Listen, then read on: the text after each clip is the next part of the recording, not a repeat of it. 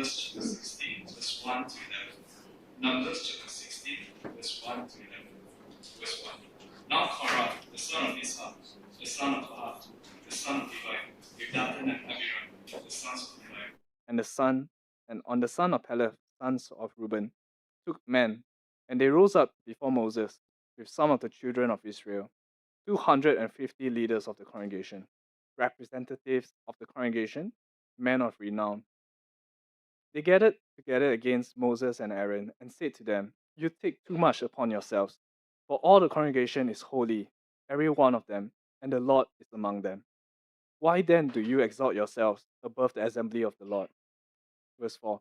So when Moses heard it, he fell on his face and he spoke to Korah and all his company, saying, Tomorrow morning the Lord will show who is his and who is holy, and will cause him to come near to him. That one whom he chooses, he will cause to come near to him. Do this. Take censers, Korah, and all your company. Put fire in them and put incense in them before the Lord tomorrow. And it shall be that the man whom the Lord chooses is the Holy One. You take too much upon yourselves, you sons of Levi.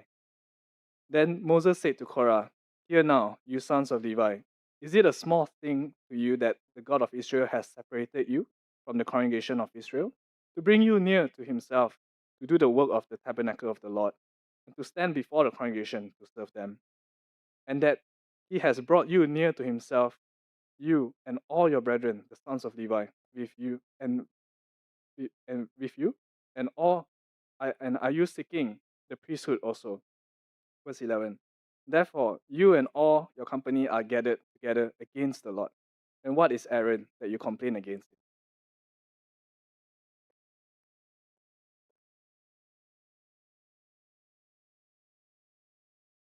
Good morning. The scripture that has been read a while ago is only a part of the 50 verses from chapter 16 of Numbers. So that is the gist of what we're going to be talking about in a little while. And the title perhaps doesn't fit into the text that were read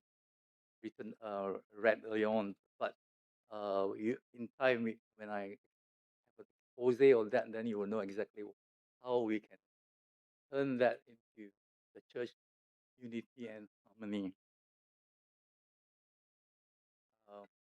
This is a very common story. I think most of us know about an old farmer having 3 sons, and one of the things about them is always quarreling. Yeah, and of course, when the parent worries about the children, they're always thinking about what's going to be next when they kick the bucket. So obviously, the man was a bit worried, so he come out with this trick lah, if you may. So he bundled the sticks together, as you can see in that bundle, and asked the 3 sons to break them. And obviously, the answer is no, lah, they couldn't break. And then individually, when they gave one stick each, they could do it very easily. So I mean, the lesson is very simple. Unity is strength. Yeah. And one of the things that we often learn is that when brethren are together, or even whatever, if a schoolmate or classmate, you're together, you often have strength. And this is one of the lessons. And when you talk about unity and harmony, that gives you a brief introduction as to what's the meaning of unity, what's the meaning of harmony. Now, you probably heard about this same but different. This is perhaps one of those exceptions, same but different. Unity and harmony, when you put them together, they're all same, but there is difference between the two words. Harmony is that overall state of cohesiveness or wholeness, whilst harmony is very specifically how you achieve that oneness. And early on, when you sing, all of us sing different parts, but everybody has one song to sing. Different parts is harmony. The song that you sang all together, that's unity. And I show you some cartoons there. So church unity is the same thing. Yeah, all of us believe in one thing, and we taught the same thing.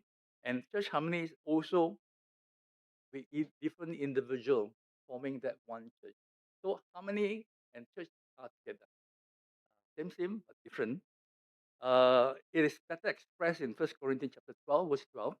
It says, "For as the body is one and had many members, and all members of that body, being many, are one body, so also is Christ." That is church in harmony. If you can put that together. Now, about after form six will be STPM, this term.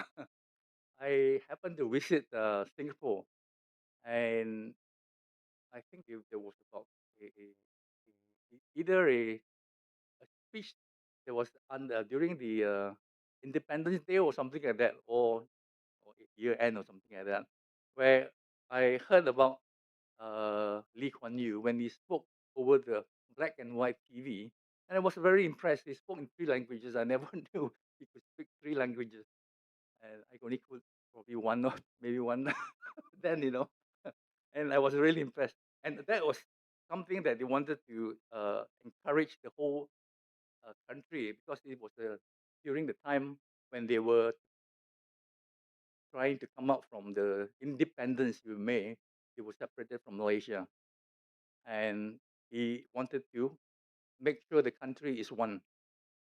And 50 years later or so, his current Prime Minister Lawrence Wong, this was last year, and I thought it makes sense. And also, again, I chanced to hear him on TV when he spoke on this National Day. And what his theme was looking ahead, resilient through unity. And he urged his citizens stay together, stay united, not to give up, and never let each other down. And then I thought that is relevant for even the church like us. You need to stay together. You need to be united, and let not each one let each other up, let each other down, but rather lift them up. So unity is the good ingredient for church unity. Even our own prime minister, just only about last week or so, he came up with this poem. This is in the midst of this election coming up in Seremban. And he came up with this Malay poem. Yeah? I will not repeat the Malay one, but the interpretation, I got it from this translation from Grammarly. And it goes like this: birds fly together in a structured line, thunder rumbles through the cloudy skies. Though paths may differ, let friendships intertwine. In shared consensus, our true unity lies. And again, this is something that talks about unity. And there are many posting in this uh, poem that our prime minister came up with. This was about a few days back, and there was even the Indonesian hit Madu and Racun. And this is one of Eng Boon's favorite song when he goes karaoke, and your own Campung is like Indonesian. So, and this is exactly telling us a message of disunity, and this is where I will start from there. Unity and harmony is very difficult sometimes. Why I say that, I will tell you later on all the stories behind Numbers chapter 16. One of the things that when I read about was the denominator church. It got split. Why? Because they had the piano. So it's whether you're going to be left hand side or your right hand side or the left hand side, and they were all divided as to where this piano is going to be, and that's not very common, but it does happen. So unity and harmony is a problem when you have got the dividing ideas within the congregation. And lots of people the same. If you have a long hall, some people say you start from the back, some people say you start from the front. So that even can divide. Simple things like this. So division is often easier than you trying to unite somebody or put them together. And I put it this way: it's a powerful ingredient for division is complaints and complain some more. Why? I will explain to you later on, right? And the book of Numbers is also known as the book of murmurings or complaints you may. These are some of the passages. If you look through, these are all the complaints. It started from Exodus itself when they were actually they have not even gone out of Egypt yet. They were in Egypt, and there was these people. The Hebrew was fighting each other, and they were complaining, "Who are you to tell me what to do?" And then it went on to Exodus 14, Numbers 11, 12, 13, 14, and then we have got chapter 16 of Numbers. And that is when this Torah and his followers are the ones that is making that complaint. This is going to be a very epic and a very tragic account of basically disobedience. If you refer to Jude, Jude calls this Korah as rebellion. By the way, I like Kevin's presentation, very simple, but this is my notes, okay? You bear with me. So you follow along, and perhaps it will give you some idea. If I were to follow Kevin's, it will mean a complaint, challenge, and conclusion, and contagion. That's it. There's nothing in there. But I hope that this will not confuse you even further. But anyway, the first thing is the complaint, which you have heard in the reading, where Korah, by the way, he's a Levite, together with his other followers, including 250 people who are actually leaders. And they accuse both Moses and Aaron of exalting themselves. And then he wrote the challenge. And the challenge is that what are you going to do after this? Are they from God or are they not from God? And there was a conclusion. And you will know that both Moses and Aaron were the chosen one. And it didn't conclude that. And I put out, because it's all CCC, then I put out contagion. Contagion is basically a disease. They have fallen after the conclusion. In most cases, stirrer, you use it to stir Milo, whatever. You use stirring. And it usually does that purpose. But when you call a person a stirrer, informally, it would mean he is the one that causing the trouble, or he comes out with a very dramatic kind of things to do, or incite, agitate, provoke, and arouse. And often, number 4 says he spreads rumors and gossip. And this was the issue. In verse 3 of chapter 16 of Numbers, I have got 3 different versions will give you or emphasize the gravity of what they were accusing Moses and Aaron for. The first one, they came together against Moses and against Aaron and said, "Why do you think you are so much better?" Simple language, so much better than anyone else. We are part of Lord's holy people, and He is with us all. What makes you think you are the one in charge? And quite often, this is exactly what an stirrer is going to do. The basic English version says, "Why then have you put yourself in authority over the people, Lord?" And then the easy reading one says, "You are making yourself more important than the rest of the Lord's people." That is basically the problem. He's accusing Moses and Aaron of overstepping or overdoing what they were supposed to do. So now the question was, are Moses and Aaron God's chosen or not? And that is the issue. In order for us to identify, go back a little bit in Exodus, Leviticus, as well as Numbers, earlier chapters, was the accusation valid? Did God not appoint Moses and Aaron? If you go to Exodus, Moses much earlier was already appointed as the leader. And if you go to Numbers 3, verse 10, Aaron and his family were appointed as the priests and the Levites, and these are the chosen race. Okay, not chosen race, chosen tribe to which they are supposed to assist Aaron And in Numbers chapter 1, verse 50, the appointment of Levi is over the tabernacle of the testimony and all of its furnishing and all that belong to it. They are supposed to carry. So when they go places to places, they are supposed to help them. Okay, and in verse 6 of chapter 3, bring the tribe of Levi and Korah and all the others were Levites. He was supposed to bring them near and set them before Aaron the priest. And what God says, they are to minister to him. And in chapter 3, verse 10, it says, you shall appoint Aaron and his son, and they shall guard their priesthood. And that's a warning. But if any outsider comes near, he shall be put to death. And I thought the graphics would give you an idea what's happening to the Levites. So the answer to the question is, was the accusation valid? Of course not. And obviously the answer is yes. God did appoint both Moses and Aaron. So how do then Moses prove Korah and the others wrong? There was a proposal here.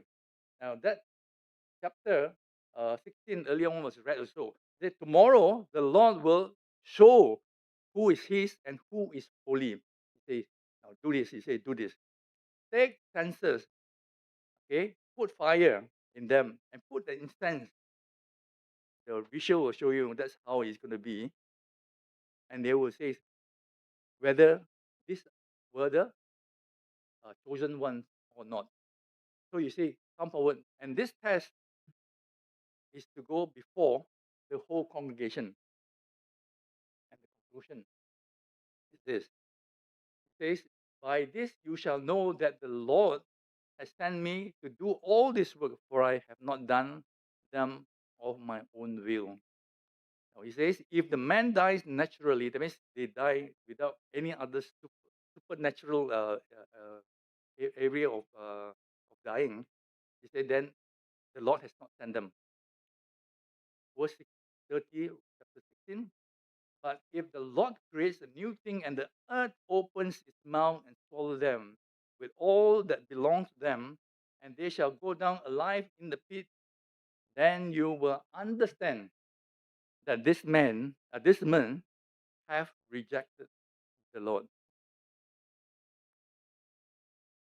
In verse 31, now it came to pass. The earth opened as predicted by Moses.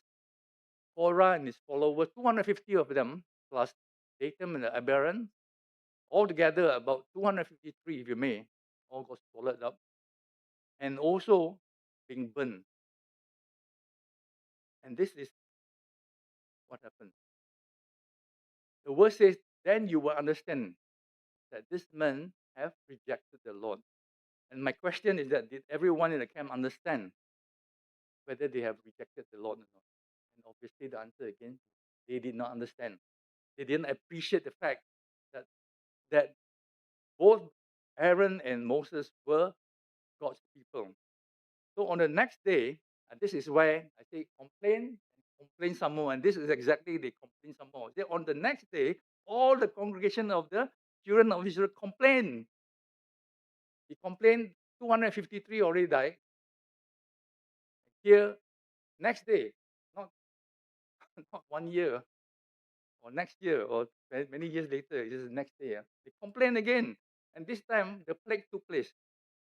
14,500 people died because of the plague. Complain and complain. And that's one of the issue that we may have in the church. Too many complaints where it becomes disunited and there's no harmony, or will not have harmony. What's the lesson then? Disobedience is basically dishonoring. Dishonor means treating sacred things of authority, for example, like your parents, or some people with contempt, or bringing shame or reproach, giving no respect at all, to which you are disobedient to God. And these are the three areas to how we may honor God, breaking the law. Romans chapter 2, 23 to 24. You who boast in the law, do you dishonor God by breaking the law? For it is written, the name of God is blasphemed amongst the Gentiles because of you.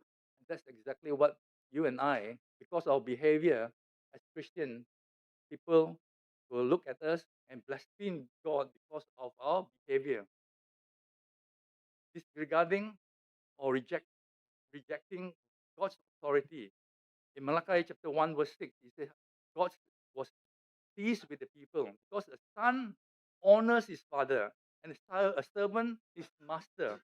And yet, God says, God says, but if I am a father, where is my honor?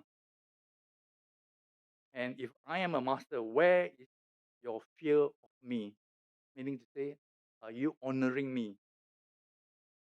And in complaining again, also disrespecting God, being disobedient to God, is also complacency. Proverbs chapter 30, verse 9 says, lest I be fool, deny you and say, who is the Lord? That's because we are all very proud of ourselves or our self worth. We did not give any honor to God. Who is the Lord? Or if I'm poor, I go steal, you know what? I will then blame the God. They so honor the name of my Father. And those are the areas that we often complain and dishonor how God's name is about. Again, this is the conclusion of what is happening with Korah. Complain or murmuring, rejecting, attacking, everything is against God. Now, when when when Korah and his people complained against Moses, Moses are God's representative. The point here I'm trying to make is when you reject God's people, you are actually rejecting God. You are questioning God. That is the whole crux of the issue that we have here. This is an example of when the Amalekites were supposed to be wiped off totally, and Saul did not do that. It says, for rebellion is as the sin of witchcraft, and stubbornness is as iniquity and idolatry, because thou hast rejected the word of God.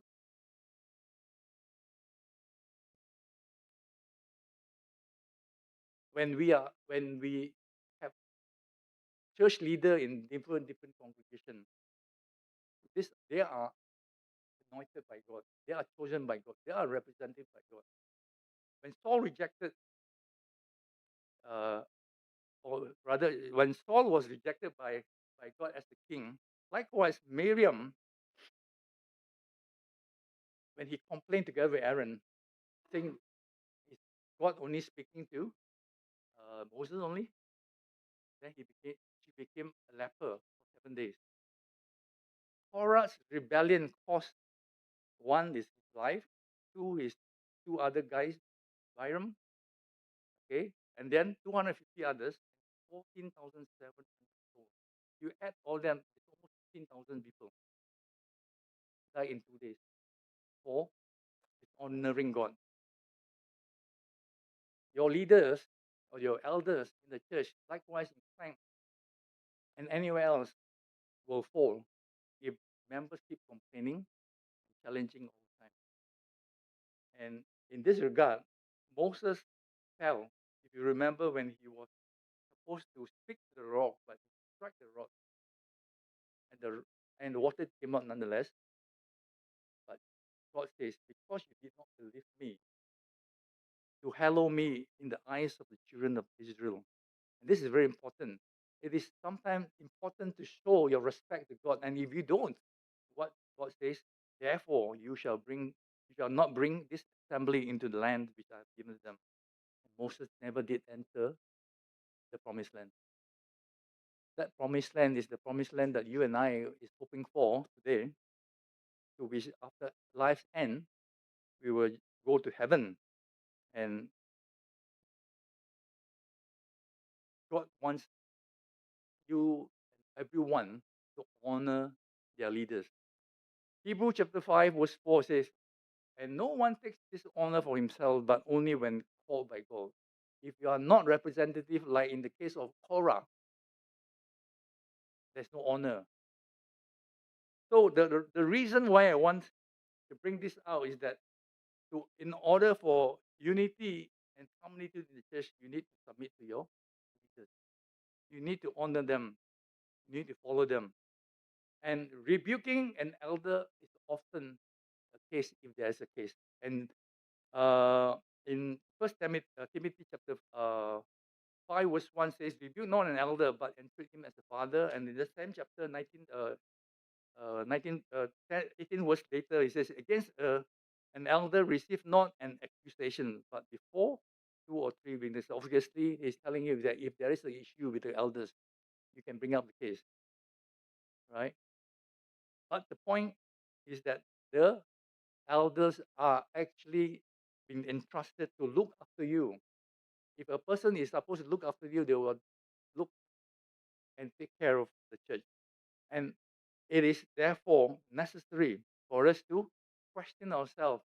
In the case of Miriam and, and the case with Aaron himself, in Number chapter 12, was a conversation between the three of them, four of them, Moses, Aaron, Miriam, and God. It says, hear now my word. If there is a prophet among you, I, the Lord, make myself known to him in vision. I speak to him in the dream. But he says, not so with my servant Moses. I speak with him face to face, even plainly and not in the dark. And he says he sees the form of the Lord. He says, why then were you not afraid to speak against my servant Moses? There are many of us in the church often wants to come up with his own idea, and he feels that, well, the church elders doesn't know this, doesn't know that. But the question right now is presented before us: why are we not afraid of the elders who are God's servants? When I say afraid, I'm not talking about the kind of fear that you don't want to talk at all, but basically it's giving some reverence and honor. Now, the fear of the Lord make you believe,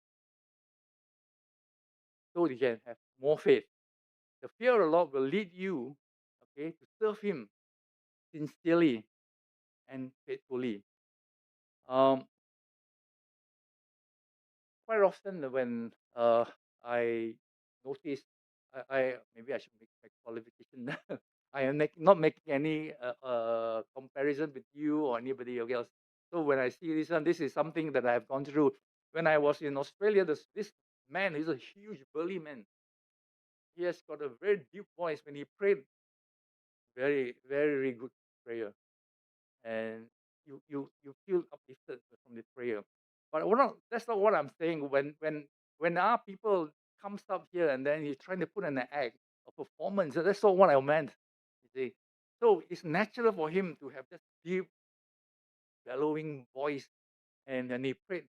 Uh, Not to say that he's God, but basically that gives us the emotion, conjure that emotion in us that we are with him in that prayer. But there are others who comes up and then start making different kind of performance based, which I think that's what I'm trying to get. It says Moses told Korah, "Are you seeking the priesthood also?" Which means to say he wanted that priesthood. Not only he's already Levite. He's given the choice. He's supposed to help them and come near to God. Not everybody else except the Levite. But in this case, all priests are Levites, but not all Levites are priests. Okay, in this case, priest is only Aaron and his lineage, but all of them are Levites. So there's only priest. The priesthood is only to Aaron and his future lineage. This is exactly what I put here. This is example of people wanting prominence in leadership, as in Korah case, wanted self gratification and hiding his ambition for his own betterment. These are some of the examples. Earlier on, Kevin talked about the Hammond. It's always the same problem, the pride, you know. And when he talked about Hammond showing off all these properties and everything, this is the same thing with Hezekiah. As a result of that, Judah fell and they were taken to Babylon. They were so proud of their wealth. And King Hezekiah is almost like Hammond. And when the mother of James and John says, "Look, can you put two sons, one right on the one left?" What happened? It created a problem. The Bible says the 10 of them were filled with indignation. They were so jealous. And when you create such kind of problems or say things like that, you will just split the whole church. And this is the case. 12 apostles were divided. When serving, there is a need for humility and sincerity. These are some of the verses that I've indicated. And the best example would be Jesus telling us to, I'm not saying washing the apostles' feet, but rather serving in humility. Okay. Okay. There are two lessons that I have coming up. Hope you bear with me. Now, when you have family, quite often family is the one that were told to bring up the children, train them together to obey and so forth and so forth. The scripture is quite clear on that, very specific on that. Oh, by the way, that you don't find me there. That's not my picture. Okay. Anyway, these are some examples of what family and friends can help all of us to be better, father, mother, and so forth. And I remember when I was much younger, before I became a Christian, I used to go to Methodist Church in Klang, where my father, mother, my uncles, grandfather, and all my aunties and everything goes to Methodist Church in Klang. And after Form 5, or during about Form 5, I went for a gospel meeting in Lechman Hall in Klang. That's where I was converted. And my uncle, who was a deacon then in the Methodist Church, told my mom, "Why is he there?" My mom never told me anything until much, much later. Rick did the preached in one of the lessons in Klang, and he said that I never knew that. But the point I'm trying to make, if I would have followed my mom's advice or my uncle, I wouldn't be here today. Family, friends do help make decisions for you. But my point is even further than this. If it is very difficult, okay, if your brother, sister, and or uncle or whoever who is a false teacher, what do you do? What do you do? And quite difficult for me because this is the issue that I'm trying to bring up. When Aaron in Exodus, remember, they asked, "Where is this Moses? Why is it taking so long?" And then they made out the golden calf. Moses did not follow. Moses is actually the brother of Aaron. But if Moses were to follow, Moses would be worshipping the golden calf. And in that sense, I'm saying that friends and family can change your life. How? You may miss your own salvation altogether. And Korah was the same problem. Korah's father and Moses' father were brothers. So this makes Korah, Aaron, Moses, and Miriam all cousins. Now, if Moses and Aaron were to follow Korah, that will be the end of Moses, Aaron, because God would have wiped them off as well. My point here is when you have members who are teaching false doctrine, what do you do with them? That is a difficult question, but you need to choose wisely. You need to choose wisely. I guess this is what I meant earlier on. Distinguish truth from falsehood. Why I wanted to use this is from Numbers 16 also. Now, I wrote that as slicing experience. Now, for many, many years, one brother come tell me I slice somebody's arm using the blade.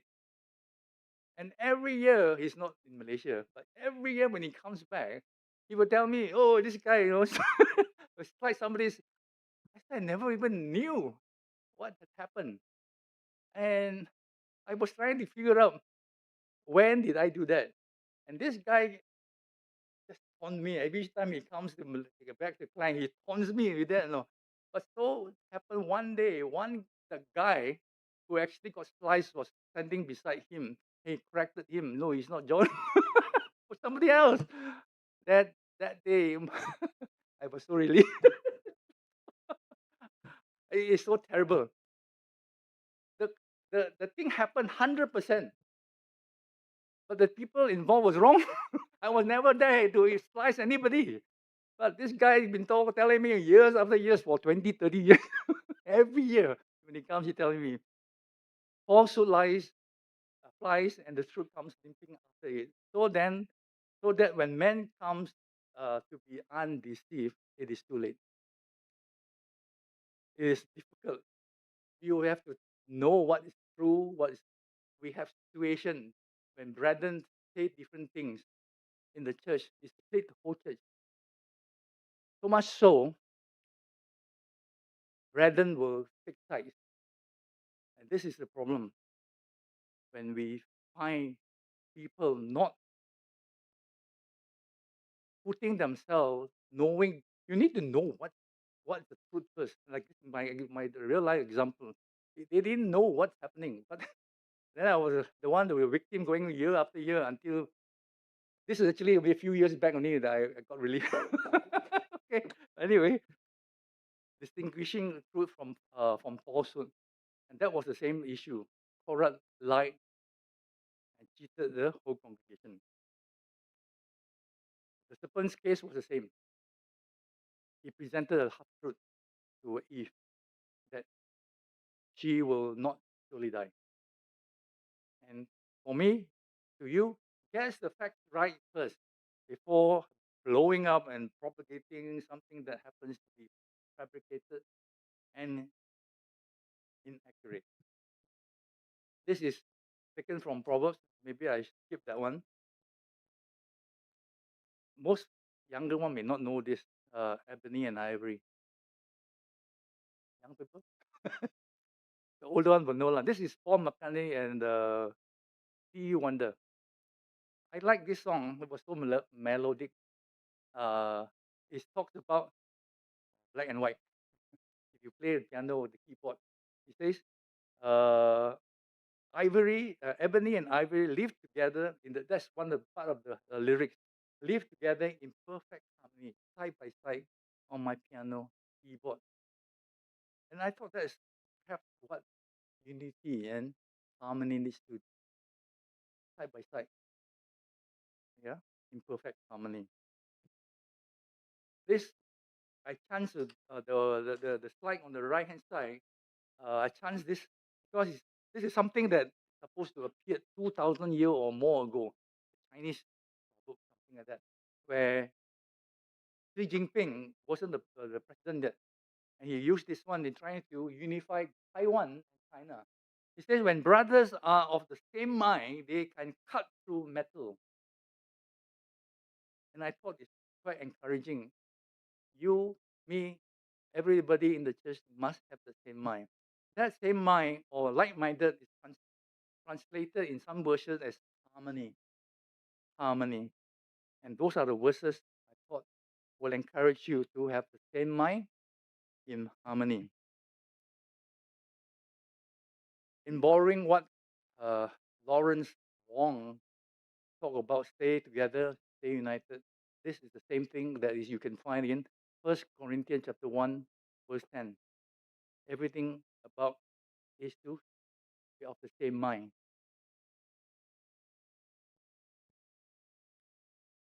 Somehow, the number 3 there, for unity to take effect, you need endurance. And endurance, there are at least two example I want to look. Colonel Sanders at KFC. Most of you will know. When I was young, uh, pork tank. That's where your mom lives. There was the KFC. That's the only KFC then, and everybody enjoy KFC those days, because the birthday or whatever big events you go there. But Colonel Sanders has the problem. 1009 times, or rather the 1010 times, he was successful. Before that, he was terrible. He took so much effort to endure in order to make his KFC worldwide renowned. Thomas Edison, likewise, after 1,000 times, never did work. And I think you and I need to make unity and harmony work with endurance. This is the final exhortation. I read this, you can read it on the screen. For I have not shunned to declare to you the whole counsel of God.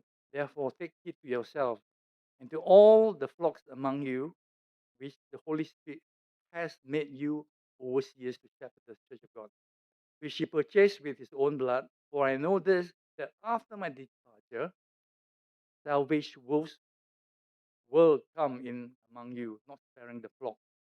Also from among yourselves men will arise, speaking perverse things to draw away the disciple of them. Therefore watch, remember. And for 3 years I did not cease to warn you day and night with tears. Remember, you should. Remember? Remember, huh? Don't complain, don't challenge, don't come to the conclusion, and don't want the plague as well. But you remember, there's this earth opened up, the fire flash, the plague took almost 15,000 people for dishonoring or challenging God. Serve with sincerity and faithfully. Our salvation may not depend on family sometimes or friends, because you made that decision. If your friend or family members stray, teaching strange doctrine, if you may, you make that choice because your salvation is dependent on that. And avoid falsehood. Stay with the truth. And remember, for harmony and unity for the church, you look all the above. I thank you for your kind attention, and I look to the song leader to lead the song.